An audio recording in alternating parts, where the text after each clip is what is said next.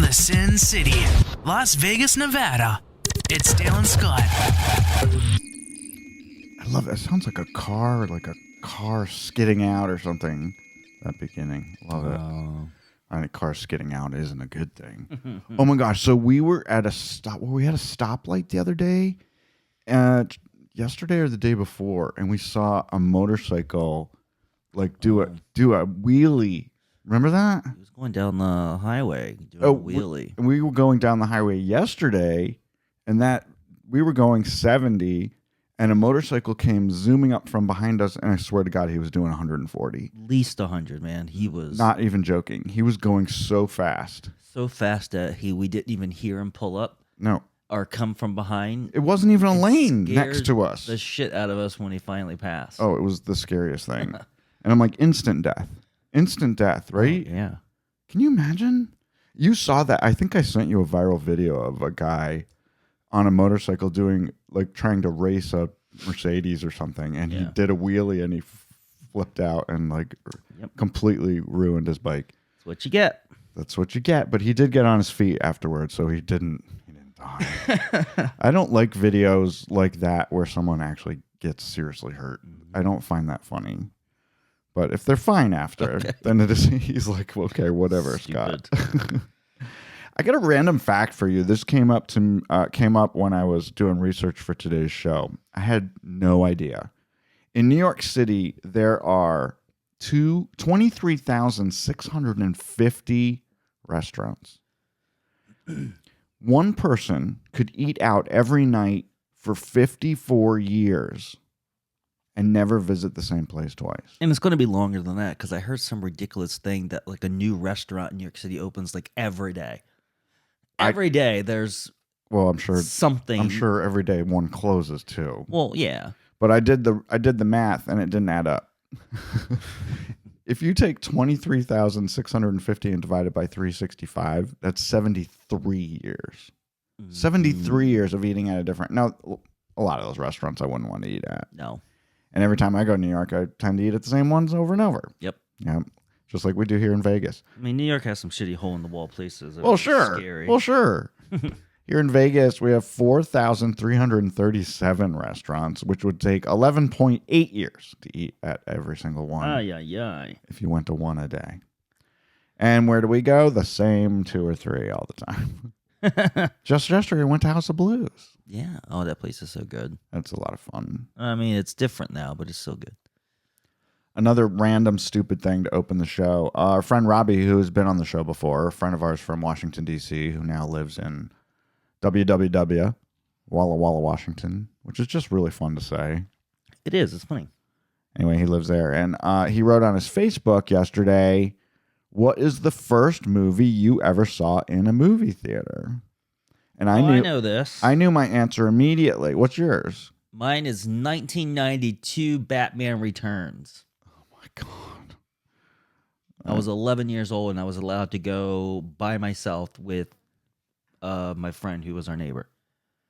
Yeah. You were 11. I was 22 when that movie came out. Lovely. In a theater that has been gone for ages.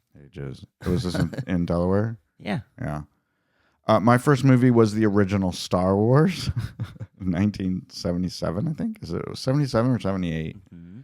It was at a drive-in theater, and I was in the front seat of a Connecticut State Troopers police car. Oh. Because my best friend's father was a Connecticut State Trooper. There you go. Yeah, isn't that fun? That's fun. Yeah. Yeah.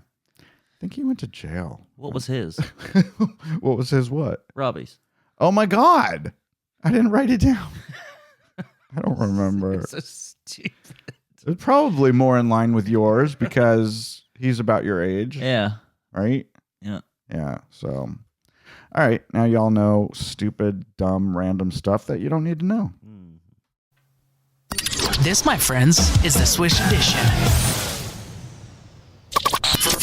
From their secret underground studio, this is the Swish Edition. I got a mouthful for you guys. Dale and Scott are in the studio on the mics, and they fired up the antenna. It has to come whether you like it or not. And if you're willing to show it, they'll take a picture of it. I actually think I might throw.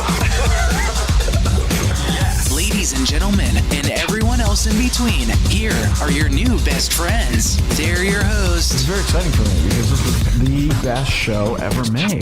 Dale and Scott.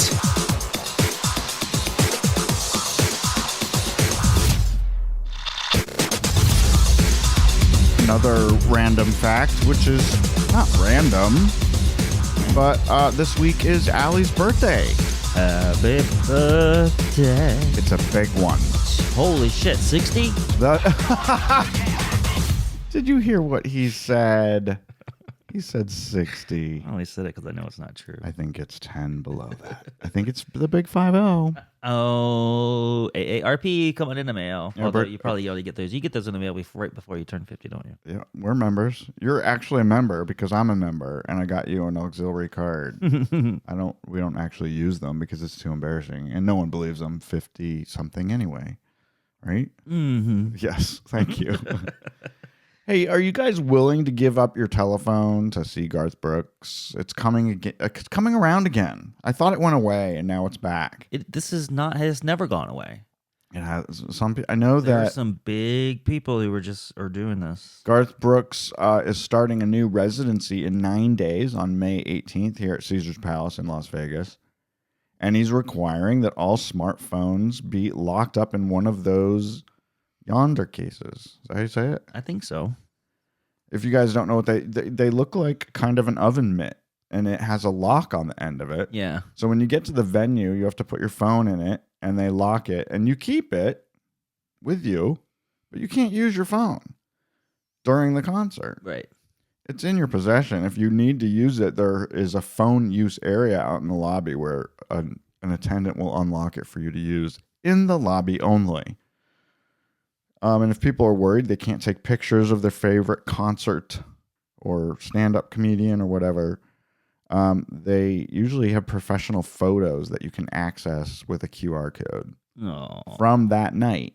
Yeah. Yeah. Oh, okay. So, different so every at least you have some pictures to post on Facebook when you get home, but they're not going to be your pictures. Right. I feel bittersweet about this because I'm on the fence.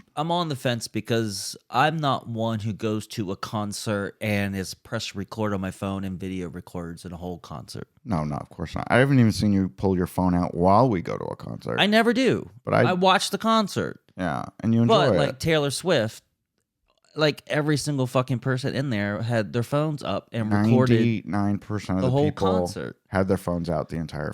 Are you enjoying the You're event? not enjoying it. You're just fucking annoying people around you. Yeah, I got mad at mad at myself because the last time I went to see Madonna and I was in the second row, I took something like 150 pictures and like a dozen videos, and it's like, did I enjoy the concert because I was spending all this time taking fucking pictures that are horrible? Right. You can't get good pictures at an event like No. that unless you have a professional photographer like our friend Melissa. Yeah, she takes amazing concert pictures, but that's her job.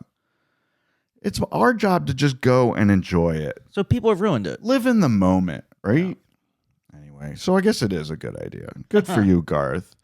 Katy Perry doesn't do that. We were allowed to take our phones in there. Yeah. And again, I didn't pull my phone out one time.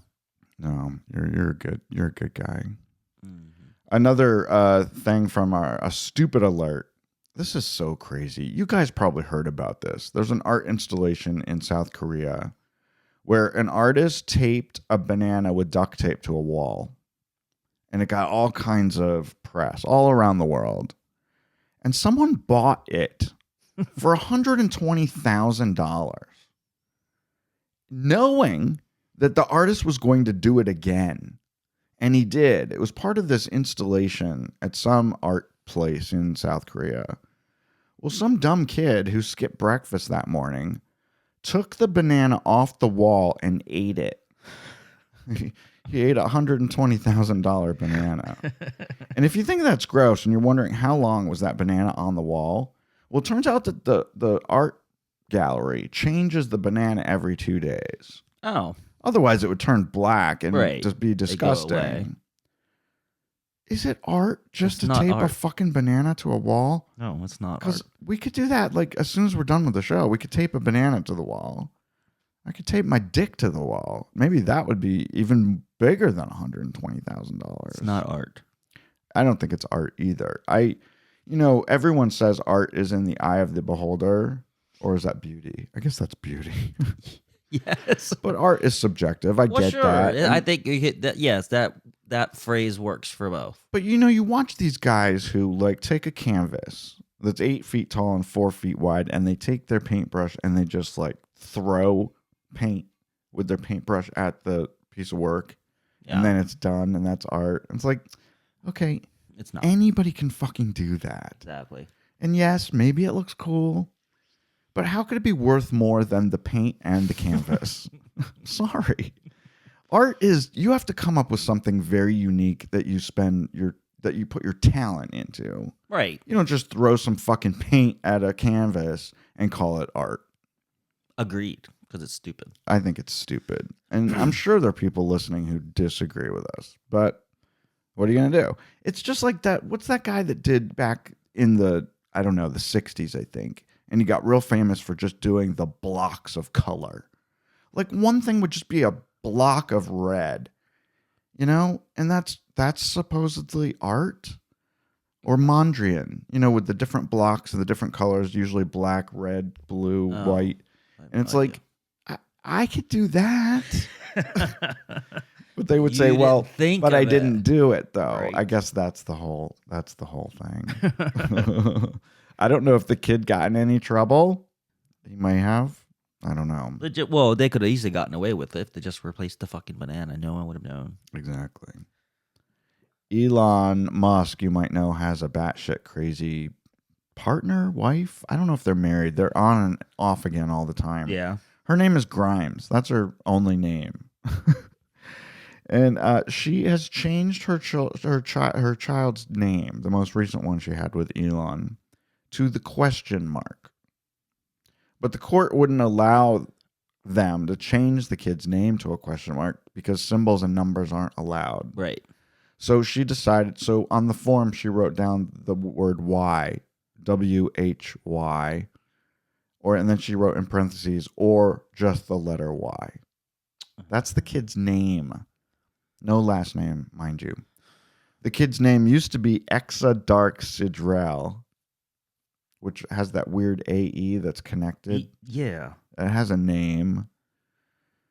They're no strangers to controversy. Their first child was born in 2020, and they gave him the name XAEA12. But then they had to change it because California wouldn't recognize the 12 part. So the kid's name is XAEAXXII, and they call him X. So now they have X and Y. Those are the kids' names. Poor kids. Poor kids. Everyone calls Elon Musk batshit crazy, but let me tell you, he is the second richest guy in the world, and he is a genius. And we saw him interviewed on Bill Maher last week. He's actually pretty damn intelligent. He's done some stupid shit, especially with Twitter, but he's a very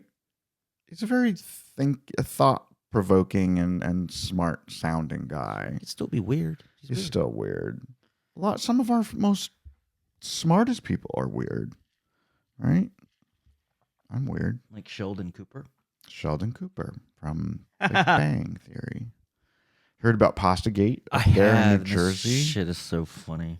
Is it funny or just It's so also crazy? Crazy and weird, mysterious. 15 wheelbarrow loads of uncooked pasta were found dumped along a creek in Old Bridge Township, New Jersey. Included a variety of shapes from regular long spaghetti to macaroni.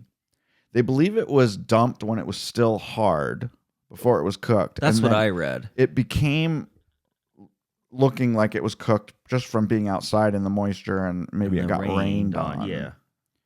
Many theorize that it's some kind of protest to the fact that the town doesn't offer bulk garbage pickup, and they never have. We have bulk garbage pickup every other week here. You just throw big shit out on the street, and they come and get it. Not bigger than 6 feet. Well, we learned that the hard way. Yeah. They also won't take mattresses. And let me tell you guys, there's no easy way to get rid of a mattress. No, there You isn't. can't sell them. You can't give them away. And the garbage people won't take them away. Yeah. So you literally have to special pickup. You literally have to find a way to get them to the dump on your own. It's bullshit. You just called a hunk for junk. That's for what I hunks. did. I called college hunks College hunks. calling junk, and they took away our fucking box spring that I think animals were living in because we left it outside. Sounds like we live in a dump. Right. We live in a dirt farm is what we live on. Yeah. And if you'd like to buy our dirt farm, give me a call. So anyway, no one knows exactly where the pasta came from, and I don't know that they ever will. You can't really use DNA to figure it out, and it's not really a crime, is it? Is it a crime to dump pasta by the lake or by the I read creek? that it could, they said it could ruin the ecosystem. It could hurt animals too that Yeah. eat it, I guess. Speaking of food, there's a new food competition show coming to Hulu on May 31st at the end of the month. It's from Neil Patrick Harris and David Burka. Imagine that. Imagine that I would talk about them. My second favorite gay couple in the world. Together with Bianca Del Rio, who won RuPaul's Drag Race once upon a time, they are hosting this new competition series called Drag Me to Dinner, pitting two teams of drag artists together, and they have to throw a dinner party. So they have to do the food, the decorations, and then there's probably some other stuff they have to do. Food, drink, design, and decor. That's it. So it's kind of fun. Just one of those stupid competition shows. Each week it'll be different teams. One I won't watch. Even with Neil Patrick Harris and David Burke on it? Probably. Sounds like a good show for Sherry. I'd like to see Sherry on it. And Bianca Del Rio is really funny. I think she's one of the judges. I have no idea who that is. She's been on the Swish Edition before in our studio in Washington, D.C. She won Drag Race once. That's been like forever ago. She's a really good friend of Sherry's. Oh. Yeah. We're not big. We're not up on. I've never watched Drag Race, but I understand it's probably good. Oh, this writer's strike. You guys have probably heard about it. A lot of your favorite shows are still on right now. But come the middle of the summer, you might not have new content to watch because the writer's on strike and they're not making stuff right now. Shows like Hacks on HBO and Loot. And what's Loot? Loot's on Hulu, I think. Loot. That's a great show. That's Apple TV Plus. Yeah, from the chick from Saturday Night Live. Yeah, because they're working on their second season, right? Not now. Well, no, but yeah. Stranger Things has also been put on hiatus. They've stopped production because they're in solidarity with the writers. This is their biggest, last, and final season. Part of the season, right? And also all the late night talk shows like Jimmy, and Steve. They're all off the air now. We're still getting soap operas because they produce those. Because soap operas come out months in advance. So, but come this summer, they'll probably stop too.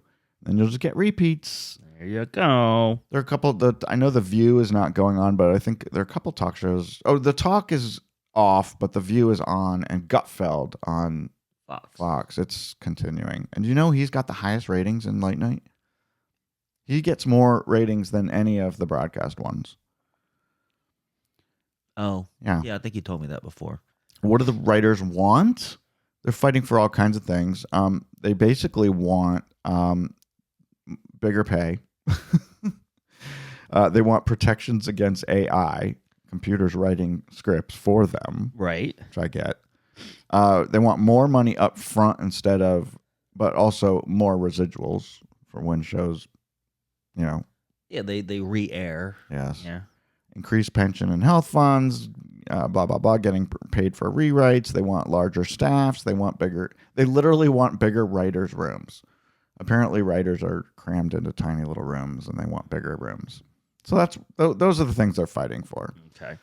Anyway, I guess the average writer in Hollywood makes about $26,000 a year. Holy crap. That's shitty. Yeah. It's not a very lucrative unless you're someone writing for Succession or a big, huge blockbuster show. I had no idea. Yeah. Yeah, so... It's not a super lucrative job. So, you know how I feel about unions, but I guess they're fighting. They got to fight. Anyway, I think it's kind of fun. Some of the signs that they've been using for their picket, they are writers, so of course they're going to have clever signs on the picket line. One of the most famous ones that's been going around is "Pay your writers or we'll spoil Succession." And then I love this. Cut to you guys giving a shit. Right. And then I saw another one that said, "Boy meets residuals," and he said, and then another one that said, "I drive a Dodge Stratus still." I don't even think they make those anymore. A Dodge Stratus? Do they? I don't know. And I like this one. It's one writer, Michael. What could it cost? $10? $10. And if you guys don't know what that's from, I'll tell you. It's a meme that was going around. It's been going around for a couple of years now from Arrested Development. Lucille Bluth, the matriarch. They were talking about a banana. And she's like, "It's one banana, Michael. What could it cost? $10?" I mean, they were really rich, so she was kind of out of touch. It's kind of like, George Bush thinking that a gallon of milk was $10. Right. They don't know. Not George Bush. It was somebody like that. Bill Gates. Was it Bill Gates? Yeah. Oh. On the Ellen Show of all places. Well, I don't think that people who have $1 billion have any idea how much milk is. No, they don't. And I think it was bad. But again, it's one bad, cares. But nobody really cares. It made news. It made did. literally international news because most Americans are on a food budget and they know how much milk is. Right. I will tell you this though, Dale. I don't know what anything fucking costs at the grocery store because luckily we have a little bit extra money. We can afford to buy the things that we want at the grocery store. And I literally don't look at prices when I'm shopping. I just buy what we need. But you have a better idea other than if you were worth $1 billion. This is clearly someone who's not grocery shopping himself. I know what Sky vodka and cigarettes cost. I have no idea what milk and eggs cost. I mean, when people were going all bananas a couple months ago about the price of eggs and they were like $3.50 a carton, I'm like, is that really bad? That sounds fine to me. Is that bad? I don't understand. See, how many eggs are you eating that it matters that much? I sound so out of touch, and I really apologize. You guys are probably making super fun of me right now, but I literally don't know the cost of anything. Like, what's a Hershey bar? Like the regular size Hershey bar. Tell me what butter costs. The Land O'Lakes butter. Like the tub or the sticks? The little tub. No fucking idea. You should know because we got like fucking 10 of them in the refrigerator. I don't know if it's $3 or $7. I literally don't know. I assume it's somewhere in between. Or is it less? I don't know. I don't know, but we got too much. That's what I'm saying. Like, what's a 6-pack can of Cokes? I know they used to be in the olden days. You can get a Coke for 50 cents out of a machine, but I think at a hotel now they're like $3, right? Well, so yeah, because that's at a hotel. So if you go to a grocery store and buy a can of 6 10-ounce cans or 12-ounce cans, I guess, how much is that? $2. I think it's more than $2, but I don't know. We sound like total dolts. Adults? We're dolts. Redults. Retards. Stop. I get in so much trouble for saying that, but it's one of my favorite words. It's so funny. Speaking of late night TV, apparently sources are not letting James Cordon get away with quote unquote retiring and making this whole leaving CBS his decision. Apparently, it's come out now that it wasn't his decision. It was CBS's decision. Apparently, the talk show that he did, the Late Late Show, cost between $60 and $65 million a year to make, but was only bringing in $45 million in ad revenue for like several years in a row. One exec at CBS said it was simply not sustainable. CBS could not afford James Corden anymore. Right. His viewership was gone down to like 700 to 800,000 nightly viewers, up from his big, I guess he was at 1.6 when he first debuted back in 2015. Well, I think a lot of it has to do with himself. He's an asshole. Because he's a dick. And I should say this, only 200,000 of his viewers are in the coveted 25 to 54-year-old demographic. And I just realized this. I only have one more year, and I'm out of the coveted 25 to 54-year-old And those demographic. people are not watching, like, broadcast television like people used to. No, they're watching streaming. Right. Or they're in bed because the show came on at 12:30. You should be in fucking bed. What are you doing up watching TV at 12:30? Right. I hate late nights. I mean, I only The only thing I know about late night is clips I see on YouTube. Right, and those are usually the best part. So why watch it when you could just get the clips the next day? And ratings, I think in our lifetime there won't be any more of these shows because they just don't make money. Jimmy Fallon, Jimmy Kimmel, and Steve Carell combined don't even have 5 million viewers. All three of them combined. I mean, it's a whole thing that just needs to go away. It was stupid. And you know I hate Jimmy Fallon. And how many is Saturday Night Live getting? Saturday Night Live's lucky to get 12 people. I think most people watch it the next day on YouTube. Just It's not one. a great show. I don't even know why it's still on TV. Because there's funny moments, but who wants to sit through the whole thing? Yeah, but things like Mad TV were consistently funny. Agreed. Than what SNL is. And SNL used to be super funny a decade or so ago. It's just not. It's not great anymore because the cast sucks. Because they refuse to get rid of Keenan. It's not fucking all Keenan's fault. So Cordon wasn't worth it, so he got the boot. But is U2 worth it? You know, U2 is going to be here in Vegas for their mega MSG Sphere concert, which is going to be probably pretty phenomenal. They just put out their hiring list. I saw it this morning. For the Sphere? Yeah. I don't want to work there.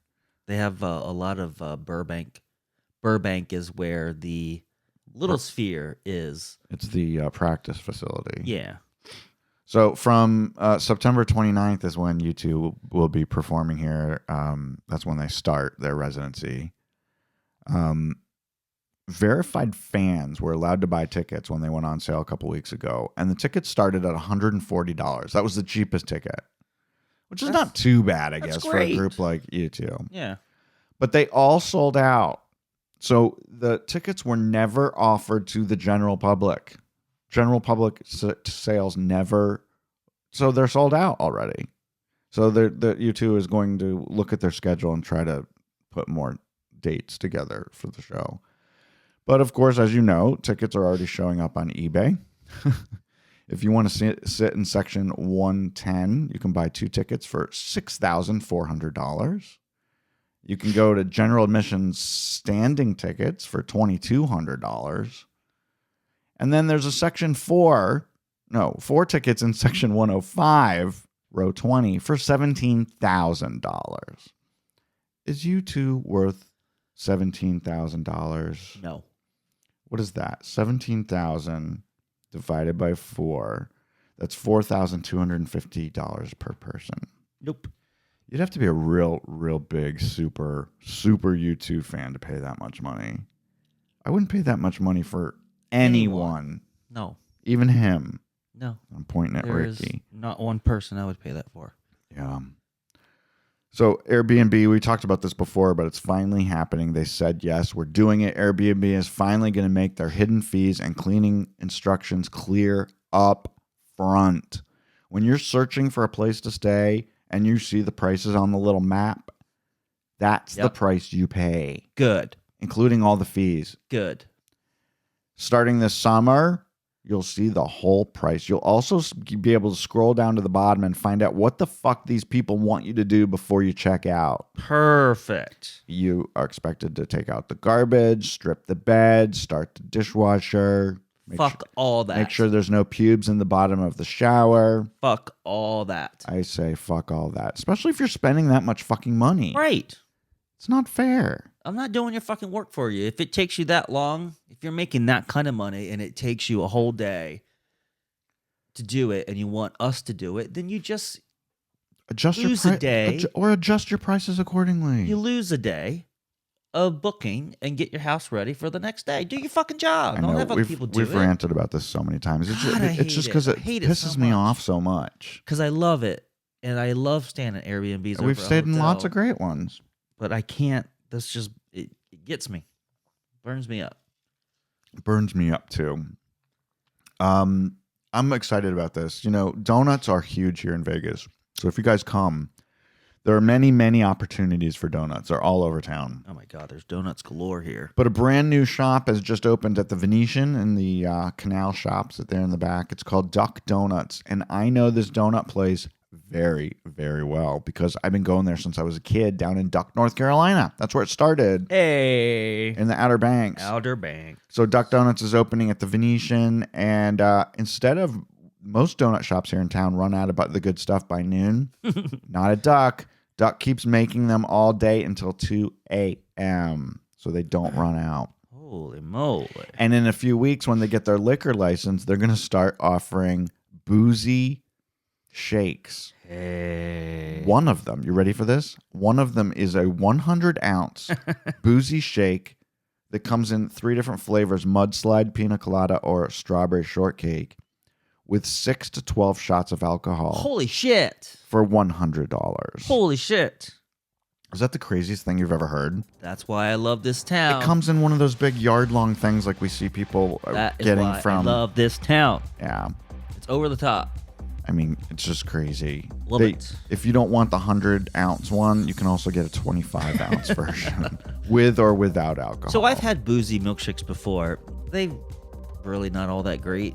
No. Because I don't think like they mixing skip ice cream. on the. Well, if you do like a Kahlua, Yeah. you know, something cream. I don't But you wanna- never really taste it. What was that place? That place that's so hard to get into in DC on 14th Street. That like diner that had the boozy milkshakes. Yeah, it doesn't matter. But anyway. The one that made their own homemade toaster strudels or whatever. I think so. Pop-Tarts. Yeah, I can't think of the name. I Diagonal wish you wouldn't across bring shit up from that you don't know the Matchbox. name, and then you ask me because you know I don't know the name of anything. How do I know you? That's why I ask you, is to try to get information. It's the point of a question. Well, I could insert it later. Stupid. Just say you don't fucking know. I don't know why it's got to be all up in arms. If you don't know, you don't know. I'm up in arms right now over you yelling at me. I should announce here at the end of the show that we're off next week. We're going to be on a little trip. So you'll get to hear us again on May 23rd. And you'll live and you'll like it. Bye. Bye.